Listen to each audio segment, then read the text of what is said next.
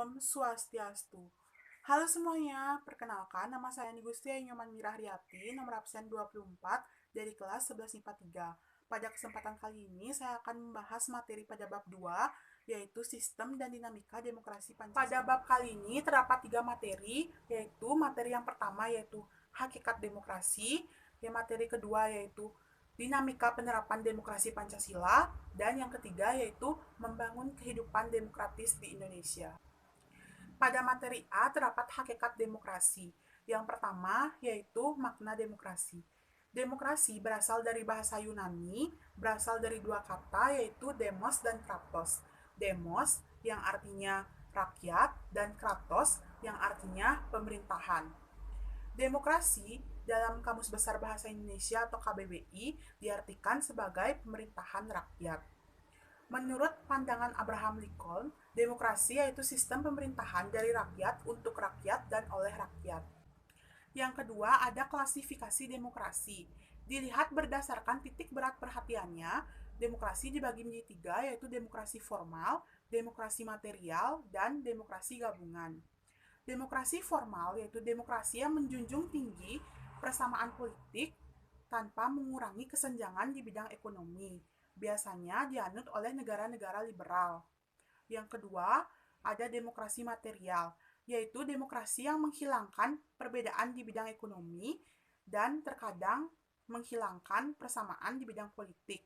Biasanya dianut oleh negara-negara komunis.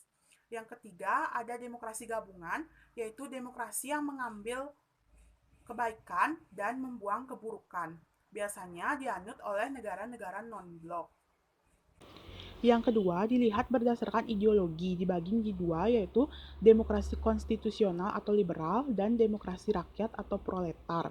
Demokrasi konstitusional atau liberal yaitu demokrasi yang didasarkan pada kebebasan atau individualisme. Cirinya yaitu pemerintahannya terbatas dan tidak banyak melakukan campur tangan terhadap rakyatnya.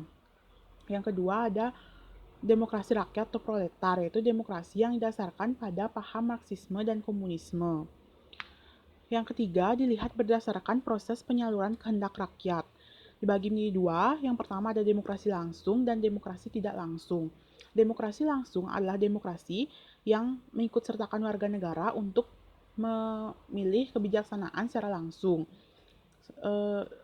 Sedangkan demokrasi tidak langsung yaitu demokrasi yang dilaksanakan melalui sistem perwakilan. Pada materi B terdapat dinamika penerapan demokrasi Pancasila. Ahmad Sanusi mengemukakan 10 pilar demokrasi yang konstitusional menurut Undang-Undang Dasar. Yang pertama, demokrasi yang berketuhanan yang Maha Esa. Yang kedua, demokrasi dengan kecerdasan.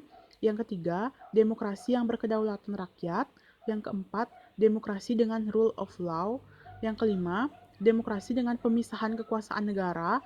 Yang keenam, demokrasi dengan hak asasi manusia.